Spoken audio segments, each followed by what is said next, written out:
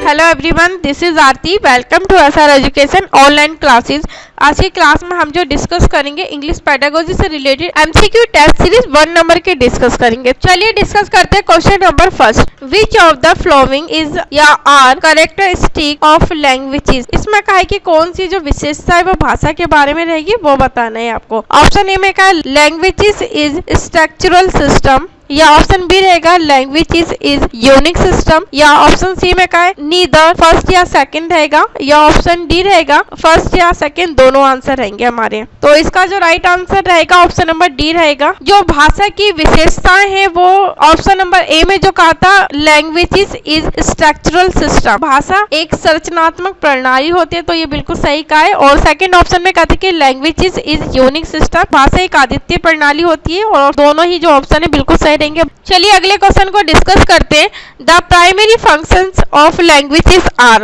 इसमें क्या है कि भाषा की जो प्राथमिक कार्य वो आपको बताना है। ऑप्शन ए में क्या है expression of feeling, meaning, communication and thinking, या ऑप्शन बी में क्या है to control over people as language is a social act, या ऑप्शन सी में क्या है नेदर फर्स्ट या सेकंड रहेगा। भाषा के कार्य के बारे में जो ए और बी में जो आंसर दिया ये दोनों ही सही रहेंगे। ऑप्शन डी में क्या है, तो इसका जो राइट आंसर रहेगा ऑप्शन नंबर डी रहेगा। ऑप्शन ए में कहा था कि expression of feeling, meaning, communication and thinking में कहा है कि अर्थ, संचार और सोच महसूस करने की अभिव्यक्ति, तो ये बिल्कुल सही कहा है, भाषा का कार्य यही होता है। और ऑप्शन बी में कहा है कि to control over people as language is a social act, लोगों को भाषा के रूप में नियंत्रित करना एक सामाजिक कार्य। तो भाषा के कार्य को लेकर दोनों ही जो स्टेटमेंट दी गई है बिल्कुल करेक्ट रहेगी, तो आंसर जो रहेगा ऑप्शन डी रहेगा। चलिए अगले क्वेश्चन को डिस्कस करते हैं। Command over language gives a feeling of. इसमें कहा कि भाषा पर कमांड की भावना क्या चीज दर्शाती है वो बताना है।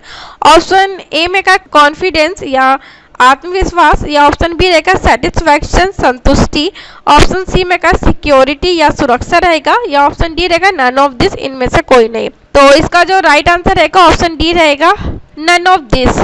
चलिए अगले क्वेश्चन को डिस्कस करते हैं। When language is learn naturally and without any systematic practice then it is called as. इसमें कहा है कि जब भाषा स्वाभाविक रूप से और बिना किसी व्यवस्थित अभ्यास के सीखी जाती है तो इसे क्या कहा जाता है वो आपको बताना है। ऑप्शन ए में क्या है फर्स्ट लैंग्वेजेस या पहली भाषा कहा जाता है, या ऑप्शन बी रहेगा डार्थ या अकाल कहा जाएगा, या ऑप्शन सी में क्या है एक्विजिशन या अर्जन कहा जाएगा कि भाषा एक अर्जन है, या ऑप्शन डी रहेगा नन ऑफ दिस, इनमें से कोई नहीं। इसका राइट आंसर रहेगा ऑप्शन नंबर सी रहेगा। जो भाषा होती है वो एक एक्विजिशन होती है, एक अर्जन होती है जो बिना किसी व्यवस्थित अभ्यास के सीखी जाती है, जो हम अर्जन करते हैं भाषा को अपने परिवेश में रहकर। चलिए अगले क्वेश्चन को डिस्कस करते हैं। When languages are learned without any practice, it is called as।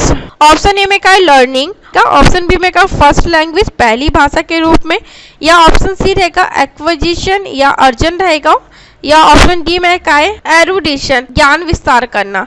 तो इसका राइट आंसर रहेगा ऑप्शन नंबर बी रहेगा, क्योंकि इसमें पूछा था नहीं कि when language are learn without any practice it is called as, कि जब भाषा को बिना किसी अभ्यास के सीखा जाता है तो उसे क्या कहा जाता है फर्स्ट लैंग्वेज कहा जाता है। चलिए अगले क्वेश्चन को डिस्कस करते हैं। The way through which the art of using skill and practice is given to learn it then it is called. इसमें क्या है कि जिस तरह से सीखने के लिए कौशल और अभ्यास का उपयोग करने की कला दी जाती है उसे क्या कहते हैं हम वो बताना है।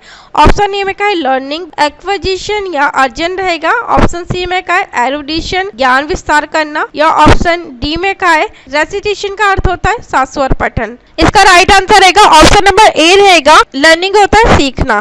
चलिए अगले क्वेश्चन को डिस्कस करते हैं। विच of the following is not correctly match. जो थ्योरी दी गई है मनोवैज्ञानिक के द्वारा वो कौन सी थ्योरी मैच आपस में नहीं करेगी वो बताने, कौन सा सुमेलित नहीं रहेगी। ऑप्शन ए में क्या है BF Skinner theory of operant condition, तो ये बिल्कुल सही दिया गया है। ऑप्शन बी में कहता है पावलोव थ्योरी ऑफ क्लासिकल, तो पावलोव ने जो थ्योरी दी थी वो क्लासिकल दी थी। और ऑप्शन सी में क्या है बीएफ स्किनर वर्बल बिहेवियर, तो इसका जो राइट आंसर रहेगा, क्योंकि इसमें हमसे नोट करेक्टली पूछा था, तो ऑप्शन 4 रहेगा। जो बीएफ स्किनर ने वर्बल थ्योरी नहीं दी थी, बीएफ स्किनर की जो थ्योरी है वो थ्योरी ऑफ ऑपरेंट कंडीशन है। चलिए अगले क्वेश्चन को डिस्कस करते हैं। Which one is the theory based on the habit formation that say that human or any creature gives response due to stimulus or human learn due to stimulus? इसमें कहा कि वह कौन सा सिद्धांत है जो आदत निर्माण पर आधारित है, जो कहता है कि मानव या कोई भी प्रणाली उत्तेजना के कारण प्रतिक्रिया देता है या प्रोत्साहन के कारण मानव सीखता है। ऑप्शन ए में क्या है क्लासिकल कंडीशनिंग, ऑप्शन बी में क्या है ऑपरेंट कंडीशनिंग, या ऑप्शन सी रहेगा स्टिमुलस कंडीशनिंग, या ऑप्शन डी रहेगा नन ऑफ द अबव। तो इसका राइट आंसर रहेगा ऑप्शन नंबर ए रहेगा क्लासिकल कंडीशनिंग। क्लासिकल कंडीशनिंग की जो थ्योरी दी गई थी वो पावलोव के द्वारा दी गई थी, जिन्होंने कुत्ते के ऊपर अपना एक्सपेरिमेंट किया था कि पहले उन्होंने घंटी बजाई थी फिर कुत्ते को भोजन दिया था। तो ये जो प्रक्रिया बार बार दोहराई गई थी, अंत में क्या होता है कि पावलोव ने घंटी तो बजाई मगर कुत्ते को भोजन नहीं दिया। घंटी की आवाज सुनते ही उसमें एक उत्तेजना आ जाती है, उसके मुंह से लार आ जाती है। तो ये क्लासिकल कंडीशनिंग की थ्योरी थी जो पावलोव के द्वारा दी गई थी। चलिए अगले क्वेश्चन को डिस्कस करते हैं। Which one of the following is not one of the stages of learning? इसमें क्या कि निम्नलिखित में से कौन सीखने के चरणों में से एक नहीं रहेगा, वो आपको बताना है। ऑप्शन ए में क्या एक्विजिशन या अर्जन रहेगा, ऑप्शन बी में क्या मेंटेनेंस का अर्थ होता है रख रखाव, ऑप्शन सी में क्या है जनरलाइजेशन, जनरलाइजेशन का अर्थ होता है सामान्यकरण, ऑप्शन डी में क्या है अडोप्शन का अर्थ होता है दत्तक ग्रहण।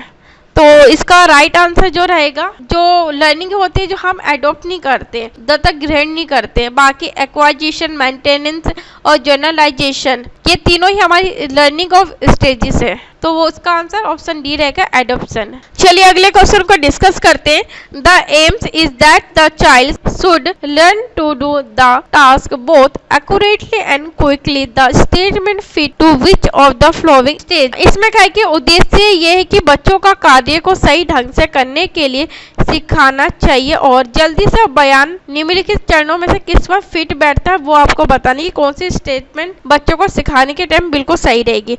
ऑप्शन ए में का एक्वाजिशन जिसका अर्थ होता है अर्जन, ऑप्शन बी में का मेंटेनेंस जिसका अर्थ होता है रख रखाव, ऑप्शन सी में का है जनरलाइजेशन जिसका अर्थ होता है सामान्यकरण, ऑप्शन डी में का फ्लुएंसी जिसका अर्थ होता है प्रवाह। तो इसका राइट आंसर ऑप्शन डी रहेगा, फ्लुएंसी रहेगा, ये प्रवाह रहेगा। चलिए अगले क्वेश्चन को डिस्कस करते। विच ऑफ द फ्लोइंग इज या आर प्रोडक्टिव स्किल या स्किल्स? निम्नलिखित में से कौन से उत्पादक कौशल है? ऑप्शन ए में का स्पीकिंग जिसका अर्थ होता है बोलना, ऑप्शन बी में का है राइटिंग जिसका अर्थ होता है लिखना, ऑप्शन सी में का है स्पीकिंग और राइटिंग दोनों रहेगा, या ऑप्शन डी में का नन ऑफ द अबव, इनमें से कोई नहीं। तो इसका राइट आंसर रहेगा ऑप्शन नंबर सी रहेगा, स्पीकिंग और राइटिंग दोनों है। आज की क्लास को यही समाप्त करते हैं। अगली क्लास में अगले टेस्ट सीरीज से रिलेटेड क्वेश्चंस को डिस्कस करेंगे। अगर आपको पीडीएफ चाहिए, पीडीएफ के लिए आपको टेलीग्राम चैनल पे ज्वाइन होना पड़ेगा जहां आपको डेली पीडीएफ प्रोवाइड की जाती है। साथ ही चैनल को लाइक कीजिए, शेयर कीजिए, सब्सक्राइब कीजिए, बेल आइकन को जरूर प्रेस कीजिए ताकि हमारी आने वाली जो न्यू वीडियो है उसका नोटिफिकेशन आपको मिल सके। तो थैंक यू सो मच हमसे जुड़ने के लिए।